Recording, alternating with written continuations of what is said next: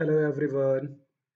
अच्छा, जैसे कि पिछले टाइम में हम लोगों ने किया था यूपी कांस्टेबल शिफ्ट सेकंड का जो पेपर था उसको सॉल्व किया था, है ना। 2019 में यूपी पुलिस कांस्टेबल की जो वैकेंसी आई थी उसमें जो सेकंड पेपर था सेकंड शिफ्ट का उसको हम लोगों ने सॉल्व किया था।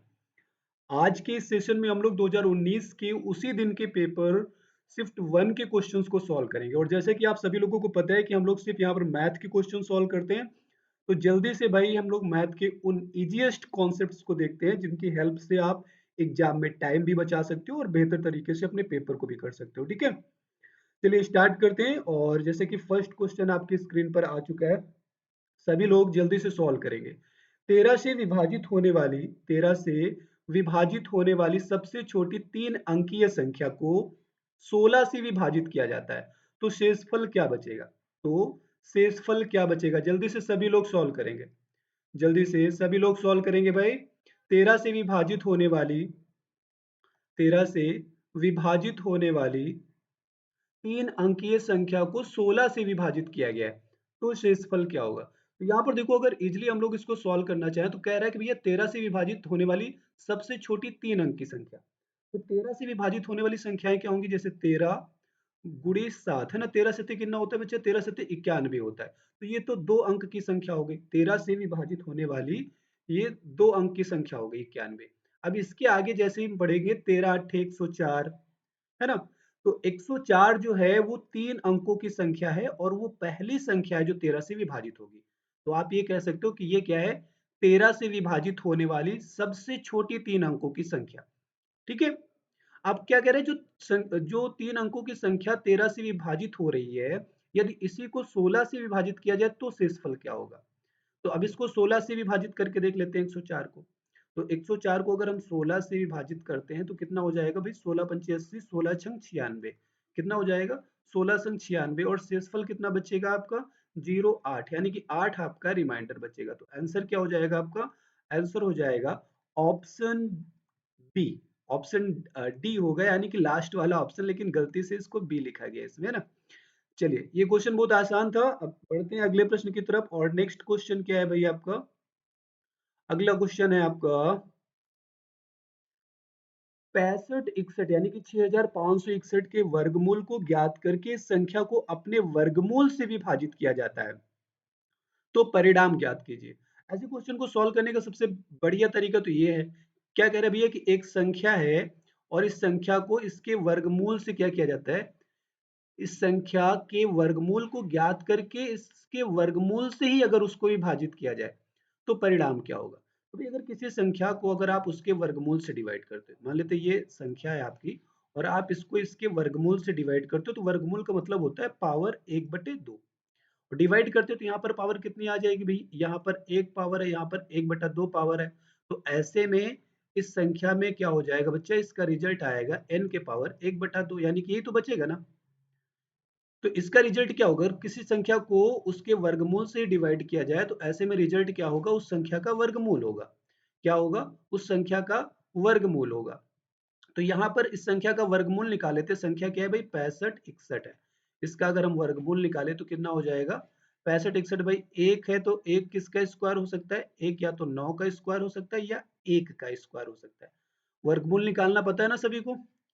तो भाई इसके लास्ट में डिजिट 1 है, तो 1 या तो ये 1 के स्क्वायर में आएगा या तो 9 के स्क्वायर में आएगा। यानी कि जिस संख्या का ये स्क्वायर है उसके लास्ट में या तो 1 है या तो 9 है। और अगर 2 अंक पीछे के काट दे तो आगे क्या बच रहा है बच्चा, 65 बच रहा है। तो 65 किसके स्क्वायर के नजदीक है, 8 के स्क्वायर के नजदीक है। और 8 का स्क्वायर होता है कितना भाई, 8 का स्क्वायर होता है 64। अब ये संख्या जो है इस संख्या से छोटी है भाई, 65 से 64 छोटा है, यानी कि ये छोटी वाली संख्या का स्क्वायर होगा। दो संख्याएं बन रही थी, 8 9 और 8 1, तो ये किसका स्क्वायर है, ये 81 का स्क्वायर है, यानी कि आंसर क्या होगा आपका, 81 होगा। ऐसे भी सॉल्व कर सकते हैं इसको। तो कौन सा ऑप्शन करेक्ट हो जाएगा, ऑप्शन डी इसका राइट आंसर हो जाएगा। विच ऑप्शन, ऑप्शन डी इसका राइट आंसर हो जाएगा। और एक तरीका क्या हो सकता है, देखो क्या कह रहा था भाई, अगर लैंग्वेज को समझे तो 6561 के वर्गमूल को ज्ञात करके, तो पहले हम 6561 का वर्गमूल ज्ञात कर लेते हैं। और सभी को पता है भाई ये किसका वर्गमूल है, ये 81 का वर्गमूल है। ठीक है, फिर क्या कह रहा है, वर्गमूल ज्ञात करके इस संख्या को इसके वर्गमूल से ही विभाजित कर दिया जाए। तो भाई ये संख्या है 65 61, है ना। और इसको अगर हम 81 से डिवाइड करते हैं तो भाई ये संख्या जो है ये 81 का स्क्वायर है ना। 65 61 क्या है, ये 81 का स्क्वायर है। और अगर इसको 81 से डिवाइड करते हो तो आंसर क्या आएगा, आंसर 81 आएगा। क्या आएगा, आंसर 81 आएगा, यानी कि हर कंडीशन में ऑप्शन डी इसका राइट आंसर होगा। ठीक है, चलिए नेक्स्ट क्वेश्चन पर आते हैं और अगला प्रश्न आपकी स्क्रीन पर है। जल्दी से इसको भी पढ़ के जल्दी से सॉल्व कर लेते हैं। किसी वृत्त के व्यास को दोगुना किया गया है तो उसका क्षेत्रफल कितना बढ़ जाएगा। किसी वृत्त के व्यास को दोगुना किया गया है, उसका क्षेत्रफल कितना बढ़ जाएगा। तो अगर हम वृत्त के क्षेत्रफल की बात करें, वृत्त का क्षेत्रफल, तो सिंपल सी बात है भैया, वृत्त का क्षेत्रफल जो होता है, यानी कि जो एरिया ऑफ सर्कल है, एरिया ऑफ सर्कल, उसका फार्मूला क्या होता है, एरिया का फार्मूला होता है सर्कल के पाई आर स्क्वायर। क्या होता है, पाई आर स्क्वायर होता है। ठीक है, तो यहाँ पर अगर हम बात करें बच्चा, पाई की वैल्यू होती है 22/7, है ना। कितनी होती है, 22/7, और ये वैल्यू फिक्स है तो आप इसको कांस्टेंट कह सकते हो। यानी कि जो एरिया है बच्चा, एरिया किसके हिसाब से घटता है या बढ़ता है, रेडियस के हिसाब से। रेडियस ज्यादा है तो एरिया ज्यादा होगा, रेडियस कम है तो एरिया कम होगा। अब यहाँ पर रेडियस क्या है बच्चा, ये रेडियस जो होती है ये व्यास की आधी होती है, व्यास की आधी होती है, व्यास की आधी है। तो यहाँ पर रेडियस की जगह आप क्या लिख सकते हो, जो क्षेत्रफल है वो व्यास स्क्वायर, वो व्यास स्क्वायर, और नीचे भाई 2 का स्क्वायर कितना हो जाएगा, 4 के प्रोपोर्शनल होता है। ठीक है, अब यहाँ पर ध्यान देना बच्चा, ये 1/4 भी क्या है, ये भी एक फिक्स वैल्यू है तो ये भी कांस्टेंट है। यानी कि एरिया जो है बच्चा वो किसके प्रोपोर्शनल है, व्यास के स्क्वायर के प्रोपोर्शनल है। किसके, व्यास के स्क्वायर के प्रोपोर्शनल है। तो कहने का मतलब ये, आप इसको बहुत जल्दी से सॉल्व कर सकते थे, लेकिन इतना समय मैंने इस वजह से लिया कि जब भी आपको ऐसा फार्मूला मिलेगा तो आपको देखना है एरिया हो या वॉल्यूम हो, वो किसके अकॉर्डिंग घट या बढ़ रहा है, यानी कि वो किसके प्रोपोर्शनल है। अब ये चीज आप हमेशा याद रखोगे, चाहे रेडियस हो या व्यास हो, एरिया रेडियस या व्यास के प्रोपोर्शनल होता है। तो अगर व्यास को आप दो गुना करते हो, अगर व्यास को दो गुना करते हो तो एरिया कितना हो जाएगा, 2 का स्क्वायर, यानी कि 4 गुना हो जाएगा। कितने गुना हो जाएगा बच्चा, 4 गुना हो जाएगा। और अगर आप व्यास को 3 गुना कर देते हो, कितने गुना कर देते हो, 3 गुना, तो एरिया कितना हो जाएगा, 3 का स्क्वायर, यानी कि 9 गुना हो जाएगा। कितने गुना हो जाएगा, एरिया हो जाएगा आपका 9 गुना। तो ये चीज ध्यान देना कि जब भी व्यास या रेडियस में बोले परिवर्तन किया गया, अगर व्यास को 2 गुना किया गया तो एरिया 4 गुना, व्यास को 3 गुना तो एरिया 9 गुना, व्यास को 4 गुना तो एरिया 16 गुना। बिल्कुल वैसे ही रेडियस के साथ भी, क्योंकि रेडियस के भी क्या होता है, प्रोपोर्शनल होता है क्या, आपका एरिया। ठीक है, तो अगर रेडियस को 2 गुना करते हो तो एरिया 4 गुना हो जाएगा। कहने का मतलब ये है भैया, व्यास को आपने 2 गुना किया तो रेडियस भी तो 2 गुना हो रही है ना। तो एरिया कितना हो जाएगा, 4 गुना हो जाएगा। अगर रेडियस को आपने 3 गुना किया तो एरिया 9 गुना, रेडियस को 4 गुना किया तो एरिया 16 गुना। तो सिंपल सा क्वेश्चन था, आंसर क्या हो जाएगा, ऑप्शन बी इसका राइट आंसर हो जाएगा। ठीक है, चलिए नेक्स्ट क्वेश्चन पर आते हैं। अगला प्रश्न क्या है आपका, अगला प्रश्न आपकी स्क्रीन पर है। ठीक है, चलिए सॉल्व करते हैं इसको। एक्स के बैंक खाते में 86.54 रुपए शेष बचे हैं। कितने शेष बचे हैं भाई, उसके अकाउंट में कितना पैसा बचा है, 86.54 रुपए शेष बचे। मतलब ये गरीब व्यक्ति है ना, गरीब ही कह सकते हो। 86 रुपए बचे बेचारे के अकाउंट में। फिर उसने यहाँ पर ध्यान देना कुछ जमा कर दिया, और अगर जमा किए तो अकाउंट में पैसे क्या हो जाएंगे, बढ़ जाएंगे। तो कितना भैया उसने जमा किया, तो यहाँ पर इसको करेक्ट कर लीजिएगा बच्चा, 55.31 है। ठीक है, ये जो 5531 लिखा है, 5531 ना होकर के क्या है, 55.31 है, तो इसको क्लियर कर लीजिएगा। ठीक है, तो 55.31 ये इसने इतने रुपए इसमें जमा कर दिए। तो अब टोटल कितना हो गया, 4 1 5, 5 3 8, 10.6 5 11 का 1 और 8 5 13 1 14, 141.85 रुपए उसके अकाउंट में हो गए। अब उसने क्या कह रहा है कि 84.33 की निकासी कर ली, है ना, यानी कि 84.33 रुपए उसने क्या किए, इसमें से निकाल लिए। तो भाई निकाले तो अकाउंट से घटेगा तो घटा दिए। 5 से 3 जाएगा 2 बचेगा, 8 से 3 जाएगा तो 5 बचेगा, 11 से 4 जाएगा तो 7 बचेगा, और यहाँ 13 से 8 जाएगा तो 5 बचेगा। तो कितना रुपया बचा उसके अकाउंट में, उसके अकाउंट में अब जो है ₹57.52 शेष बचा है। तो आप ये कह सकते हो कि इसका कौन सा ऑप्शन करेक्ट होगा? ऑप्शन ए इसके लिए राइट आंसर होगा। विच option? Option A is right answer. चलिए नेक्स्ट क्वेश्चन पर आते हैं और अगला प्रश्न क्या है आपका? नेक्स्ट क्वेश्चन आपकी स्क्रीन पर है भाई, ठीक है। एक संख्या को 3003 से गुणा किया गया, उसके बाद उसे 7, 11 और 13 के लघुत्तम समापवर्ती द्वारा विभाजित किया गया, फिर स्वयं से विभाजित किया गया, परिणाम ज्ञात करें। A number was multiplied by 3003 and then divided by the least common multiple of 7, 11 and 13 and then divided by itself, find the result। तो क्या कह रहा है भैया, एक संख्या है, तो मैं मान लेता हूँ संख्या है n। अब इस संख्या को 3003 से गुणा किया गया। कितने से गुणा किया गया? 3003 से गुणा किया गया। अब इसको डिवाइड कितने से किया गया? इसको डिवाइड किया गया 7, 11 और 13 के एलसीएम से। इससे 7, 11 और 13 के एलसीएम से इसको डिवाइड कर दिया गया। तो भाई 7, 11, 13 ये सभी क्या है? ये आपके प्राइम नंबर्स है। ये क्या है बच्चा? प्राइम नंबर्स है। प्राइम नंबर्स का मतलब है कि ये है आपकी अभाज्य संख्याएं। क्या है? अभाज्य संख्याएं। और अगर अभाज्य संख्याओं का हम लोग लासा की बात करें यानी कि एलसीएम की बात करें, तो वो होता है इनका मल्टीप्लीकेशन। तो 7, 11, 13 का मल्टीप्लाई करेंगे तो 11 सत्ती 77, 77 गुणे 13, 13 सत्ते 91, 13 सत्ते 91 और 9 10 यानी कि 1001 क्या हो जाएगा? इसका एलसीएम हो जाएगा।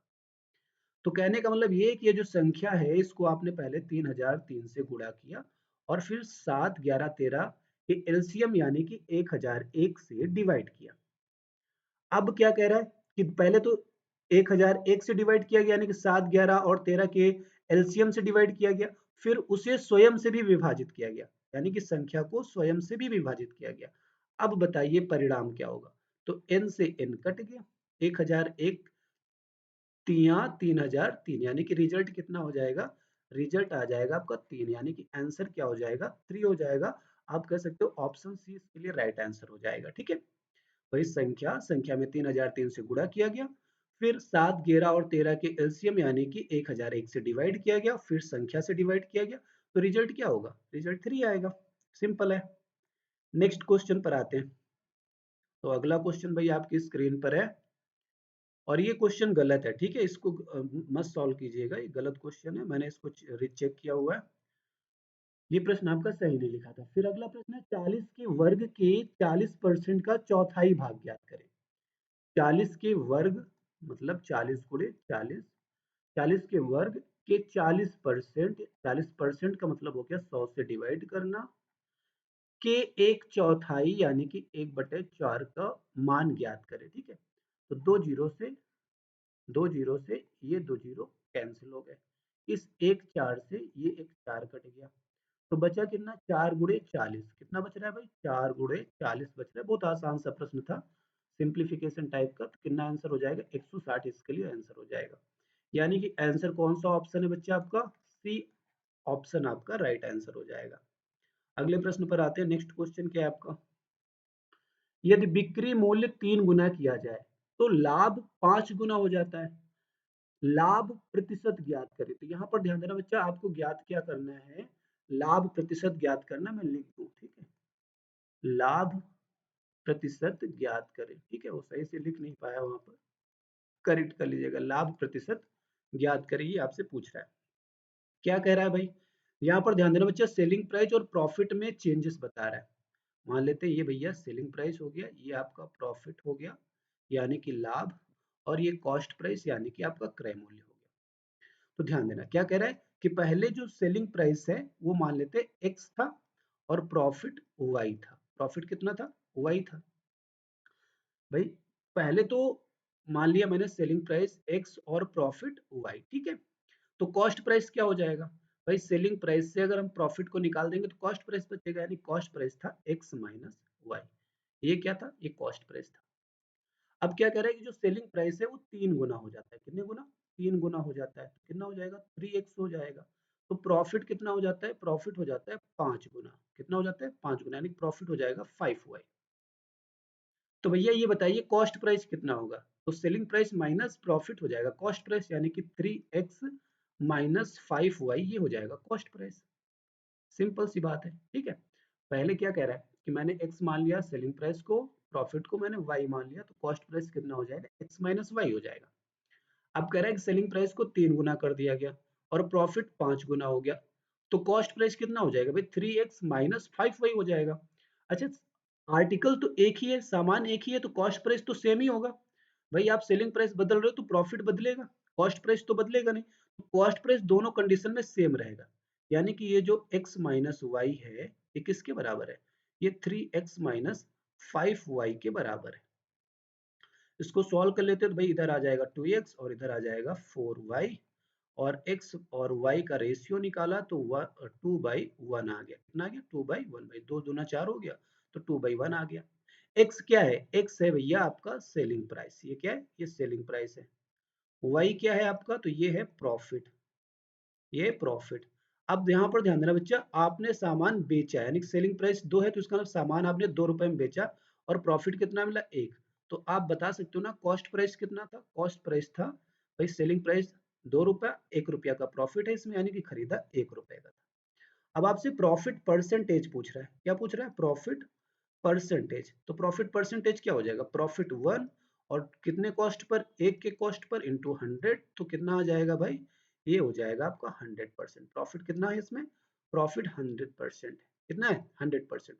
तो कौन सा ऑप्शन करेक्ट हो जाएगा, बी ऑप्शन आपका राइट आंसर हो जाएगा। ठीक है, चलिए अगले प्रश्न पर आते हैं। नेक्स्ट क्वेश्चन क्या है, अगला प्रश्न है, ए 42,000 रुपए में एक स्कूटर खरीदता है और मरम्मत पर 6,000 रुपए लगाता है, तो भैया लागत टोटल कितनी हो जाएगी, लागत टोटल हो जाएगी आपका खरीद मूल्य यानी कि 42,000 रुपए, और आपने जो खर्च किया है 6,000 रुपए, यानी कि टोटल लागत कितनी हो गई, 42 से 48,000 रुपए। तो ये आपकी लागत हो गई, ये आपने लगाया उस पे, भाई 42,000 का खरीदे और 6,000 उस पे और लगा दिए, तो लागत टोटल कितनी हो गई, 48,000।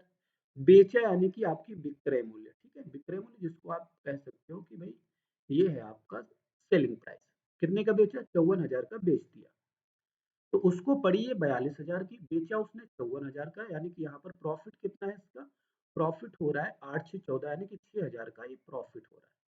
क्या हो रहा है बच्चा, ये प्रॉफिट हो रहा है इसको 6,000 का। आपसे पूछ रहे लाभ क्या है, तो इसका लाभ प्रतिशत पूछ रहा है आपसे। तो प्रॉफिट परसेंटेज क्या होता है भाई, प्रॉफिट परसेंटेज होता है प्रॉफिट यानी कि 6,000 और बटे कॉस्ट प्राइस, कॉस्ट प्राइस कितना हो रहा है इसका 48,000 इंटू 100, है ना, यही तो हो जाएगा प्रॉफिट, प्रॉफिट परसेंटेज।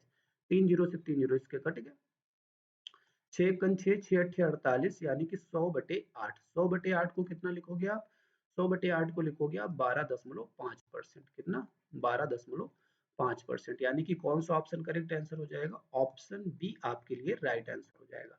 विच option, option B right answer है। ठीक है, चलिए, तो ये भी समझ में आ गया, मुझे नहीं लगता इसमें कोई डिफिकल्टी थी।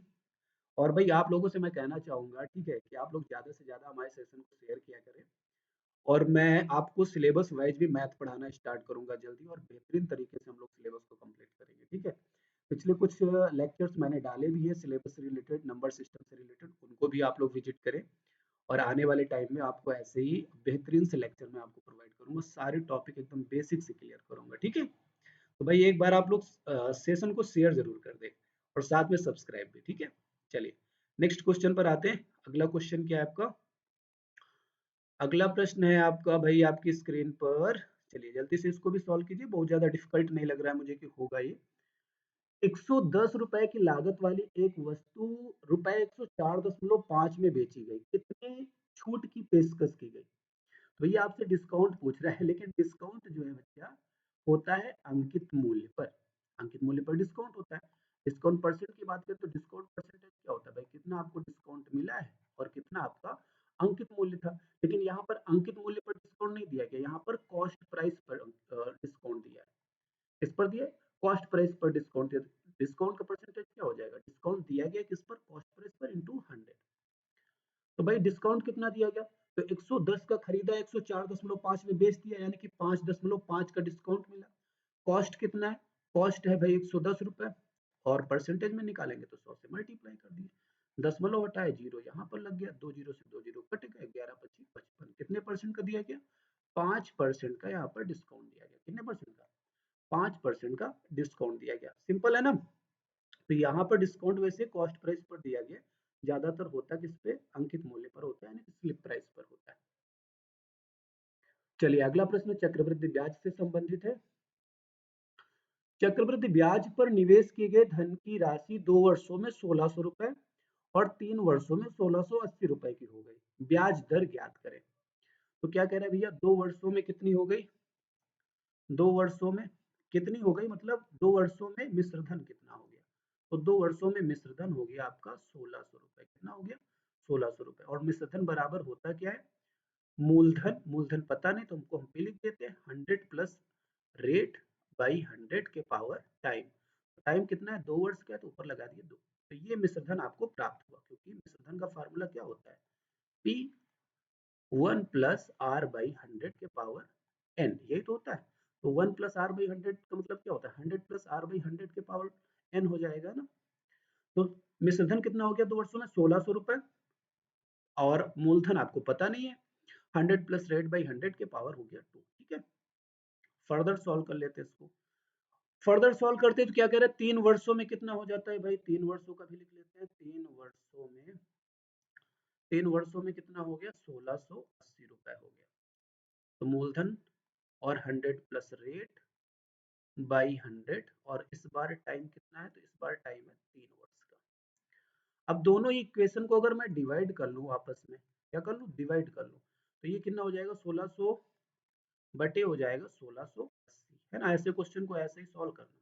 और अगर इधर डिवाइड करूं मैं, तो ये 2 की पावर जो है, यहाँ की 2 पावर कट जाएंगे, तो 1 पावर बचेगा, पी से पी कट जाएगा। तो 1 पावर बचेगा, मतलब ऊपर से 1 बचेगा, ऊपर से 1 और नीचे से 100 प्लस रेट बाई 100, तो नीचे वाला 100 चला जाएगा ऊपर आपका, है ना। अब 2 जीरो से 2 जीरो कट गए। अब इसको और काट लेते हैं, 16 एकम 16 और 16 पंचे 80, क्या हो जाएगा, 16 पंचे 80। अब क्रॉस मल्टीप्लाई कर लो भाई, 100 प्लस आर का मल्टीप्लाई यहाँ पर 1 से हो रहा है, तो 100 प्लस आर हो जाएगा, और इक्वल में 105 का मल्टीप्लाई भी 1 से हो रहा है, तो 105 हो जाएगा। अब अगर रेट को मैं निकालूं, तो 100 माइनस 105 माइनस 100, यानी कि 105 से 100 घटाएंगे तो कितना बचेगा, 5 बचेगा। यानी कि इसका रेट ऑफ इंटरेस्ट कितना था, 5% रेट ऑफ इंटरेस्ट था। कितना था बच्चा, 5% का रेट ऑफ इंटरेस्ट था। चलिए तो बहुत आसानी से हो गया। कौन सा ऑप्शन करेक्ट है, ऑप्शन ए इसके लिए राइट आंसर हो जाएगा, ठीक है। नेक्स्ट क्वेश्चन पर आते हैं और जल्दी से इसको भी सॉल्व कर लेते हैं।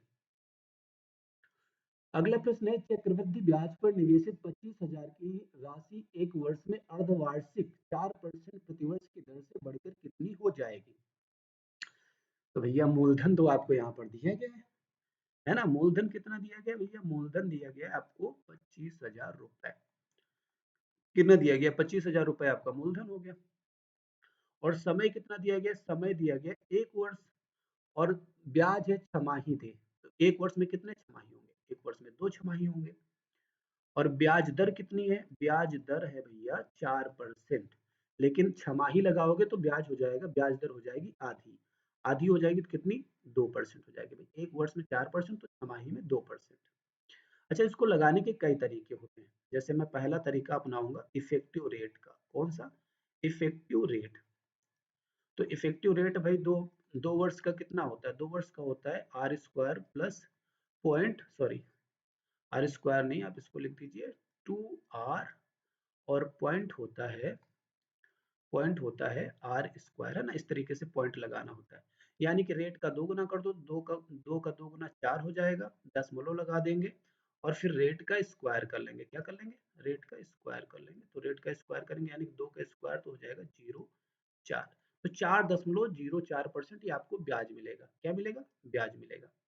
तो भैया यहाँ पर ध्यान दो, तो 25,000 रुपए उसकी लागत थी, ब्याज मिल गया उस पर 4.04%, यानी कि अब वो कितना हो जाएगा, 100% पहले से था, अब वो हो जाएगा, इरेजर ले लेता हूँ भाई, गड़बड़ हो गया, इरेजर ले लेता हूँ।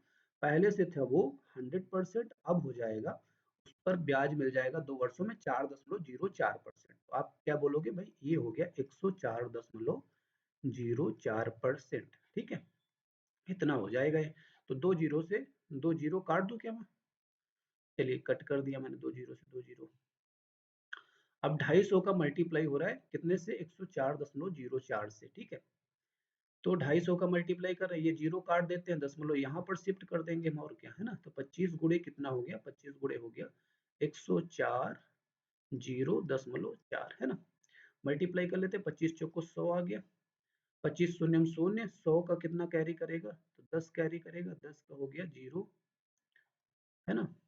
और फिर 25 शून्य शून्य हो गया, 25 शून्य शून्य हो गया, 100 का, सॉरी 10 का एक जो था वो कितना हो जाएगा, 1 हो जाएगा, 25 इक्कन 25, 25 इक्कन 25 हो जाएगा। और ये कितना आ गया भाई, 25 10, गड़बड़ हो गया भाई, हमको लगता है गुणा कहीं पर गड़बड़ हो गया। कहाँ पर गड़बड़ हुआ है, 4.04%, तो 104.04% हो जाएगा। 25 चौको 100, अच्छा है ये वाला मैंने किया ही नहीं, मल्टीप्लाई गड़बड़ हो गया, मल्टीप्लाई सही कर लेते हैं जल्दी से, मल्टीप्लाई सही कर लेते हैं। चलिए मल्टीप्लाई करते हैं, फिर 25 चौको 100 का हो गया 0, 25 चौको 100 का हो गया भाई 0, 25 शून्य शून्य, 100 का जो है 10 कैरी कर रहा तो हो गया 1, यहाँ पे लगा दिया दशमलव, और फिर 25 चौको 100, और वहां से एक कैरी हो रहा था, 10 का एक कैरी हो रहा था, 25 चौको 100 और एक 101 हो जाएगा, है ना। कितना हो जाएगा, 25 शून्य शून्य, और 25 शून्य शून्य क्या हो गया, शून्य है ना भाई। 25 चौको 100 का 0, 25 शून्य शून्य, और यहाँ पर 10 का 0 हो जाएगा, 1 कैरी करेगा, 25 चौको 100 और एक 101, 25 शून्य शून्य, 25 शून्य शून्य, लेकिन यहाँ पर 100 का कितना हो जाएगा, 100 का हो जाएगा, 100 से मैंने 10 कैरी किया था तो 10 का 0 हो जाएगा, 25 सेकंड 25 और एक 26 हो जाएगा। तो कितना आ जाएगा, 26 0 10, कितना आ जाएगा आंसर, 26 0 10, यानी कि ऑप्शन बी आपके लिए राइट आंसर हो जाएगा। चलो अच्छा, इसको एक तरीके से और कर लेते हैं भाई। 2% का ब्याज का मतलब क्या है, इसको रेशियो से भी एक बार लगा लेते हैं, तो 1/50 ब्याज मिलेगा, कितना मिलेगा, 1/50।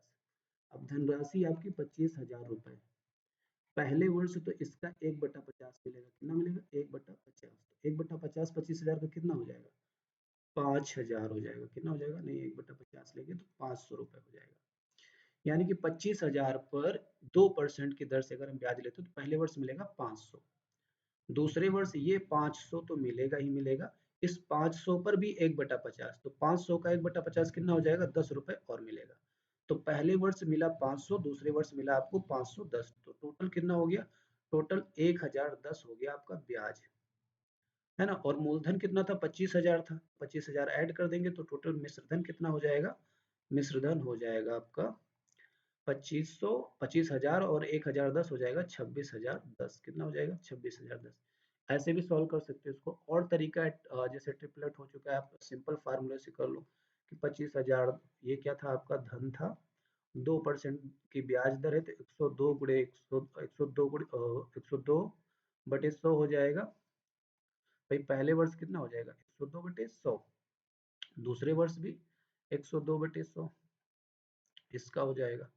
तो इसको भी सॉल्व कर लेते हैं, तो 2 जीरो से 2 जीरो कट गया, एक जीरो से इसका एक जीरो कट गया, 25 25 हो गया, 5 दूना 10 हो गया, 5 दूना 10 हो गया, इसका मल्टीप्लाई कर लेते हैं, 2 पंचे 10, 2 एक 2, तो टोटल कितना हो गया, ये हो गया 5 गुणे 51 गुणे 102, है ना।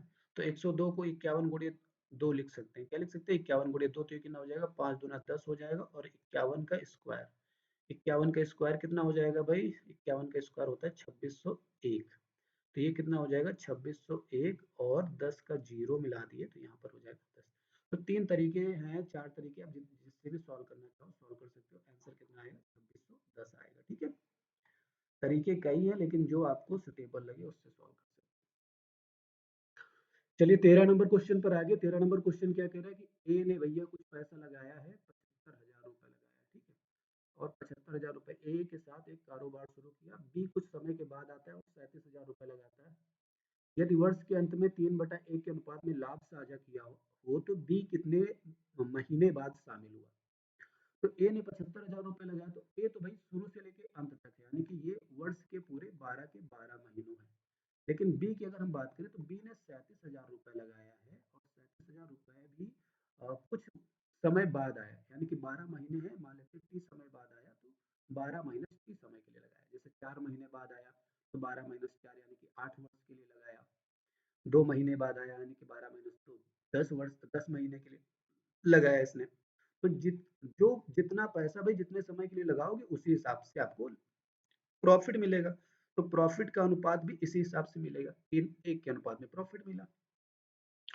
सॉल्व करें तो भाई 3 जीरो से 3 जीरो कट गया और 3 एकम 3 3 चौको हो गया 12। अब इसको क्रॉस मल्टीप्लाई कर लेते हैं तो ये इधर कितना हो गया भाई, इधर हो गया 4 पंचे 20, 4 सत्ते 28 और 2 30 यानी कि 300।